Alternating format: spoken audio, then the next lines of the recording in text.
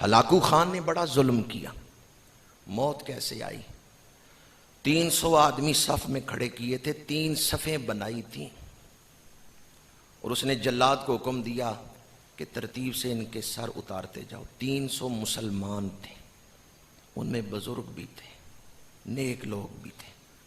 Hulagu Khan نے کہا ترتیب سے 3 صفوں میں ترتیب سے ان کے سر اتارتے جاؤ. اور جب سر گرتے تھے، خون کے فوارے نکلتے تھے، ہلاکو خان خوش ہوتا تھا. پہلی صف میں ایک بزرگ کھڑے ہیں،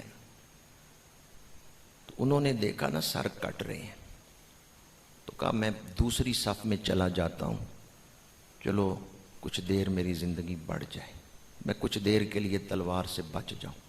وہ پہلی صف چھوڑ کے دوسری صف میں چلے گئے. جلاد نے دوسری صف کی افراد کی گردنیں کاٹنا شروع کی، تو وہ بوڑھا شخص ڈرتے ہوئے تیسری صف کی طرف چلا گیا، شاید میں بچ جاؤں. ہلاکو خان گھوڑے پہ بیٹھا تھا، منظر دیکھ رہا تھا. تیسری صف میں جب وہ بزرگ گئے، اب جلاد تیسری صف کی صف میں آیا اور افراد کے سر کاٹنے لگا. بوڑھے شخص نے دیکھا اب میں کہاں جاؤں. ہلاکو خان نے کہکا لگایا اور جلاد سے کہا ٹھہر جاؤ، اس بوڑھے کو میرے پاس لے کے آؤ. کہا تو پہلی صف سے دوسری میں، دوسری سے تیسری میں گیا، اب تیسری صف سے کہاں جائے گا؟ میری تلوار سے تجھے کوئی بچا نہیں سکتا. بوڑھا مسلمان تھا، بے ساختہ اس کی نگاہیں آسمان کی طرف اٹھ گئیں. نماز کا قبلہ مکے میں ہے، بیت اللہ شریف، اور دعا کا قبلہ عرش عظیم ہے. بوڑھے کی نگاہیں بے ساختہ عرش کی طرف اٹھی. ہلاکو خان نے کہا ادھر کیا دیکھ رہے ہو، آسمان کی طرف کیا دیکھ رہے ہو؟ اس بوڑھے نے کہا رب چاہے تو مجھے بچا سکتا ہے. ہلاکو خان نے کہا میری تلوار سے تجھے کوئی نہیں بچا سکتا. اور اس وقت وہ گرز سے کھیل رہا تھا، ہاتھ میں گرز تھا، اس سے کھیل رہا تھا. اس نے کہا کوئی تجھے بچا نہیں سکتا. یہ کہتے ہوئے گرز اس کے ہاتھ سے گرا، اور یہ خود بہت بڑا شمشیر زن تھا، بہت بڑا مشاق تھا. جو ہی گرز گرا، یہ گھوڑے پہ بیٹھے ہوئے ہی جھکا تاکہ گرتے ہوئے گرز کو میں پکڑ لوں اور زمین تک نہ جانے دوں. جب یہ ادھر لپکا گرز کو اٹھانے کے لیے تو رکاب سے پیر نکل گیا. جب رکاب سے پیر نکلا تو یہ گھوڑے کے ایک طرف گرا، دوسرا پیر رکاب میں ہی تھا. گھوڑا ڈر کے دوڑنا شروع ہو گیا. اب گھوڑا دوڑ رہا ہے، گھوڑا بڑا منہ زور تھا، طاقت والا تھا.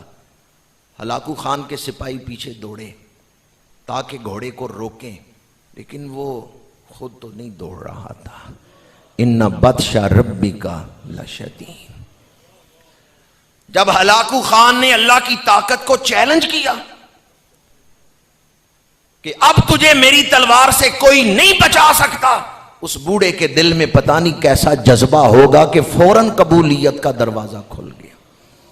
ہلاکو خان جو کہہ رہا تھا کہ میری تلوار سے تجھے کوئی نہیں بچا سکتا، اب وہ ہلاکو خان خود موت کی وادی میں تھا.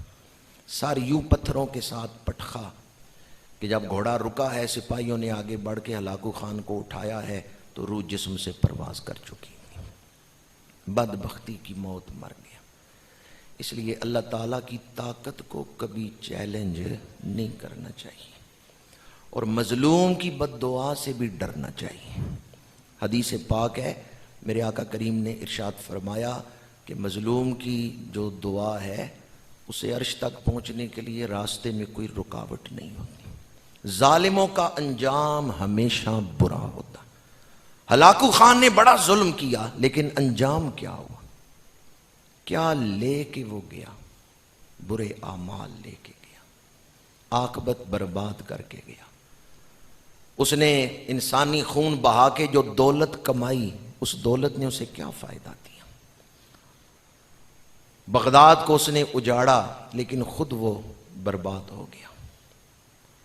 جن اولیاء کرام پر اس نے ظلم کیا، آج ان کی قبریں تو آباد ہیں، لیکن خود ہلاکو خان برباد.